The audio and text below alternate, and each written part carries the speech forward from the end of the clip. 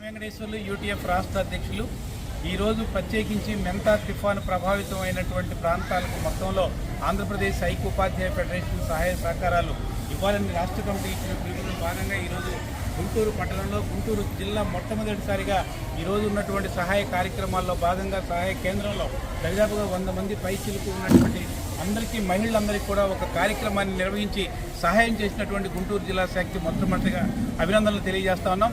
అలాగే ఆంధ్రప్రదేశ్ ఐక్య ఉపాధ్యాయ ఫెడరేషన్ విద్యారంగ వికాసం ఉపాధ్యాయుల సంక్షేమం కోసం కృషి చేయడమే కాకుండా ఇలాంటి విపత్కర పరిస్థితులు ఏర్పడిన ప్రతి సందర్భంలోనూ ఆంధ్రప్రదేశ్ ఐక్య ఉపాధ్యాయ ఫెడరేషన్ ప్రజల పక్షం నుండి వాళ్ళకి సేవ చేసేటువంటి ప్రయత్నం ప్రత్యేకించి చేస్తా ఉన్నాం.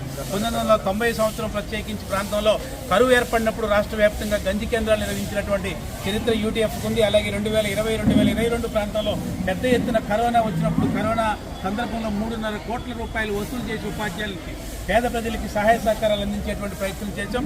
అలాగే 14 ఐసోలేషన్ కేంద్రాలని ఏర్పాటు చేసి ప్రత్యేకించి ఐసోలేషన్ కేంద్రాల్లో ఉన్నటువంటి ఆక్సిజన్ సిలిండర్స్ని ఏర్పాటు చేసి సహాయ సహకారాలు ఇచ్చే ప్రయత్నం చేస్తున్నాం. అలాగే ఇలాంటి విపత్కర పరిస్థితులు వాళ్ళ మెంతా తుఫాను వచ్చిన సందర్భంలో కూడా రాష్ట్ర వ్యాప్తంగా ఉన్నటువంటి ఉపాధ్యాయ శ్రేణులన్నింటినీ కూడా కలిసి పెద్ద ఎత్తున ఈ కార్యక్రమంలో పాల్గొనాలని చెప్పి కోరాం.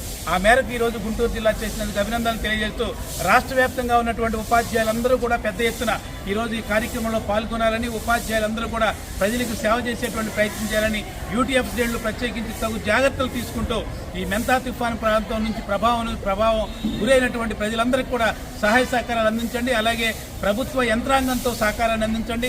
గౌరవ కలెక్టర్లతో కలిసి వాళ్ళతో సహకారాన్ని అందించి టీములుగా ఏర్పడి యూటీఎఫ్ ఎంత సహాయం చేయగలిగితే అంత సహాయాన్ని చేసే ప్రయత్నం చేయాలనేటువంటిది యూటీఎఫ్గా రాష్ట్ర కమిటీగా ప్రత్యేకించి కోరుతా ఉన్నాం. గుంటూరు జిల్లా కమిటీకి ఈ సందర్భంగా మొదటి సహాయ సహకారాలు అందించినందుకు ఆ జిల్లా కమిటీకి కూడా ప్రత్యేక అభినందనలు తెలియజేస్తాం.